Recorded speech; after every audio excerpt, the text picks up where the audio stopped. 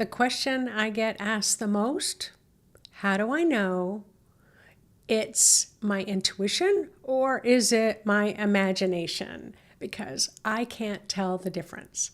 So in this video, that's what I'm going to try to illuminate a little bit more for you. So my name is Nancy Rebecca. I am a registered nurse. I teach professional psychic development for those who wish to learn more about their intuition and how to do psychic readings and just a whole variety of things. And I've been teaching this for almost 30 years now. And that's the main question that I'm asked often, like, how do you know that it's my intuition or is my imagination just trying to play tricks on me? So the answer to the question is it's the same thing. There's no difference between imagination and intuition. So let me explain this a little bit more, because as a clairvoyant, this is what I see happening. When I ask you to imagine a tree, the first thing that I will see is it's almost like a little pinwheel of spinning lights. You know, have you ever seen those fireworks where you light them and they spin around and lights just go everywhere? That's what it looks like in your spiritual chakra, your crown chakra, but it's very colorful.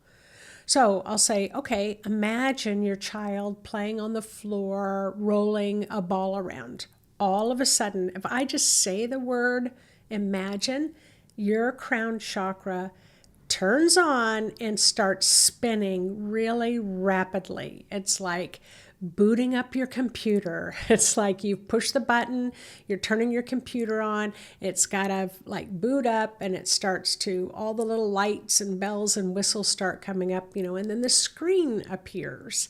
And then whatever you put into the screen is going to give you information back. So that's the difference between imagination and intuition. Is your imagination is going to get activated, but what are you going to do with it?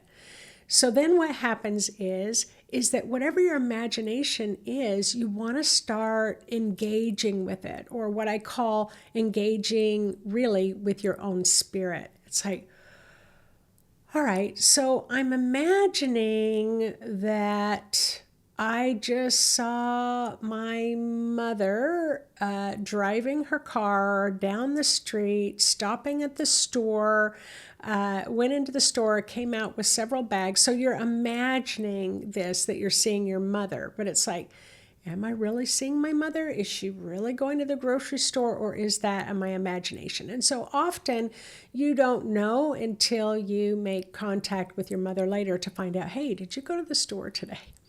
But if you're trying to make a decision about things, you definitely want to activate your imagination. So let's say that you want to know whether you should take a particular dance class that you want to take. You want to say, well, let me imagine what it's going to feel like if I take that dance class. How many of you have done that? Like, how many of you have felt into it that way? It's like, all right, so I'm going to imagine that I'm going to go sign up for the class. I'm going to imagine that I'm talking to the dance instructor. I'm going to imagine and pretend that I'm walking into the class and there's a lot of students there that maybe have been taking dance classes forever, and maybe there's some new students like me. Am I going to feel uncomfortable? Am I going to feel excited? You can imagine maybe what you're hearing, is the vibe of what you're hearing. Can you hear music? What are you going to imagine that you're seeing? Are you sensing and seeing kind of visuals or colors? And then what do you know? Because knowing this is also a crown chakra ability. But that crown chakra gets activated with imagination, and the imagination is like powering up the computer, and now you're going to put a lot of information into it. You put that information into it by asking questions. What is it going to feel like? What is it going to look like? What is it going to sound like? What am I going to know about what's happening? And out of that, it's going to add a robustness to your imagination. Your imagination is not just kind of floating out there in the ethers. It's like your body can feel the potential reality of your intuition. It can feel the potential of you basically signing up for the dance class. It can feel the potential of you going out and buying, certain comfortable dance clothes. It can go and start to imagine and embody that imagination, that how much fun you're going to have when you're taking this dance class. So often when people say, I don't know if it's my imagination, or I don't know if I'm really seeing what's real.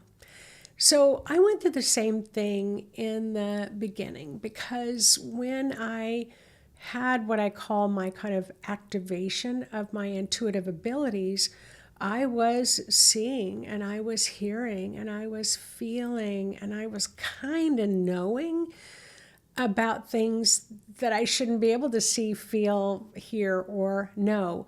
And so I just thought, my mind is playing tricks on me. And then later on, I would find out that it was true. And so then over time, because I'm a nurse, I like to kind of put on that mad scientist hat. And I'm like, all right, I'm going to play with this. And so I would try to pretend something was happening that wasn't happening. So let's say that, let's go back to the dance class. It's in a particular building. It's on a particular Smith Street. Like I know all that's there. But now I'm going to pretend with my imagination that there are no dance teachers in the city that I live in, that there's no dance classes, there's no dance building. Like I'm going to pretend like none of that exists. And I'm going to try to imagine that it doesn't exist while I'm looking at the street that I know that it's on, or I'm going to pretend and imagine that there isn't a dance instructor. So I would do these different kind of game playing, but here's the thing. Imagination and intuition is the same thing. It wouldn't let me imagine a lie. Does that make sense? Like, it wouldn't let me imagine and pretend and make up something that didn't actually exist. And so I played with this in many different ways, whether it was with a relationship, or whether it was with my kids, or it was something at work. And the thing about it, what really messes with your head more than imagination is truth. Truth messes with your head more than anything, because you can imagine and pretend that it's like, all right, is my spouse or my boyfriend or girlfriend having an affair? And it's like your imagination's telling you that they might be seeing somebody else on the side, but your mind doesn't want to believe it. And so that's what messes with your head. And so often we don't want to hear the truth of our intuition, because we don't want to believe that something like that, could happen.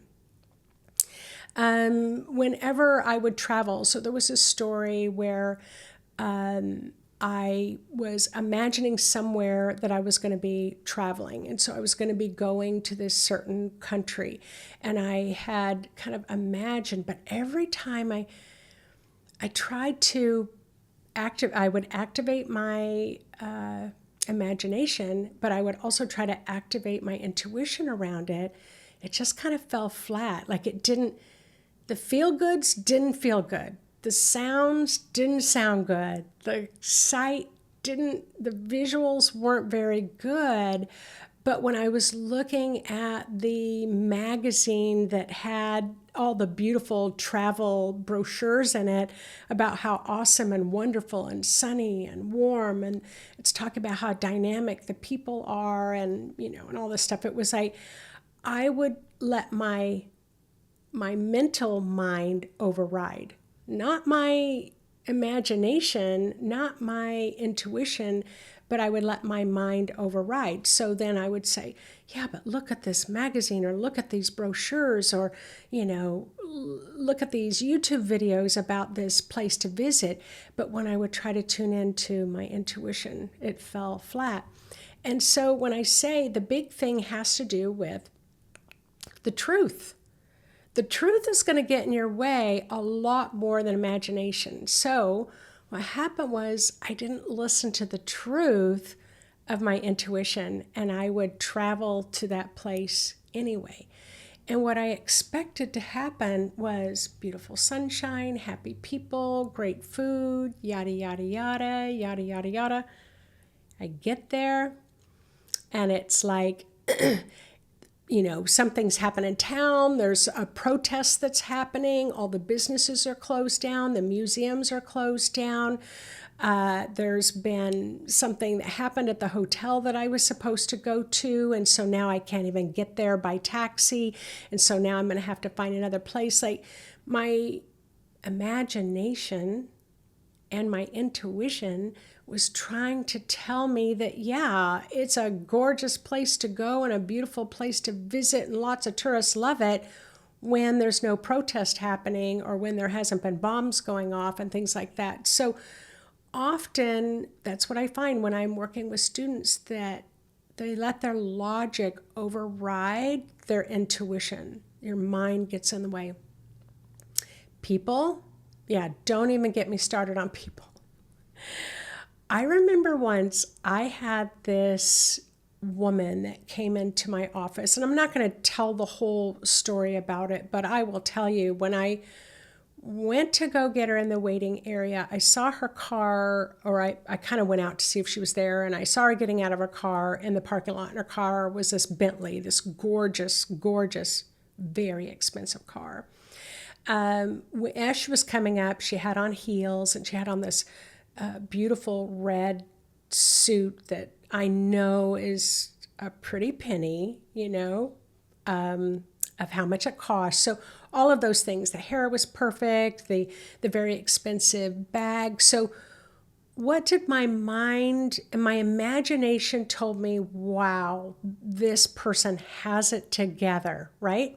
So my intuition, my mind is telling me, and my imagination, she has it together. When I would try to tune into my intuition, it was trying to turn me in a whole different direction. Like, there were lights that were flickering on and off, and the door for some reason wouldn't unlock right, and it's like there was something wrong with the seat. It was just like everything was going wrong. So my spirit, my intuition, was trying to guide me to maybe be a little more prepared for what I was walking into than I was. And what I will say while happening was, all heck broke loose. That's all that I can say about it. It wasn't pretty. It wasn't fun. I was caught totally off guard. Because, why? Because my mind wanted to associate somebody who drives an expensive car and wears expensive clothes and wears expensive perfume and has the nails and the hair done, that everything is just going to be perfect about this session. And then on the flip side, how many of you have met people that are disheveled and doesn't seem like they've showered in a few days, and then once you start talking to them, it's like they're the most incredible people and they've had the most incredible life. And yet that mind of yours just really tried to override your intuition. Your mind was saying, you better back off this person, you might not want to talk to them, and you weren't listening to your intuition. So that's usually a bigger problem than imagination and intuition. So what's the difference between imagination and intuition? Imagination sparks intuition.